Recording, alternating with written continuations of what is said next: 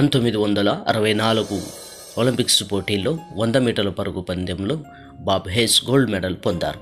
అదే సంవత్సరం 400 మీటర్ల రిలే పరుగు పందెంలో చివరి 110 గజములను 8.5 సెకండ్లో పరిగెత్తి రికార్డు నెలకొల్పాడు. అమెరికాలో అతనికి ఎన్నో సన్మానాలు జరిగాయి. పరుగు పందెంలో పాల్గొనే వారందరూ బాబ్ హేస్ వలె పరిగెత్తాలని కలలు కనేవారు. అతని కోచ్ బాబ్ హేస్ వంటి కొడుకు ఉంటే నా జన్మ ధన్యమయ్యేది అన్నాడు. అయితే 1979 ఏప్రిల్ నెలలో మాదక ద్రవ్యాలు అమ్ముచున్నందున బాబ్ హేస్కు 10 సంవత్సరములు జైలు శిక్ష విధించారు. బాబ్ హేస్ విజయ శిఖరం నుండి చెరసాలకు దిగిపోయాడు. అతని సన్నిహితులు, బంధువులు అతడు సరైన స్నేహితులను ఎంచుకోలేదని, అతని పతనమునకు దుష్ట సాంగత్యమే కారణమని చెప్పారు. అతని చుట్టూ ఉన్న స్నేహితులే అతనిని కటకటాలలోనికి నెట్టారు.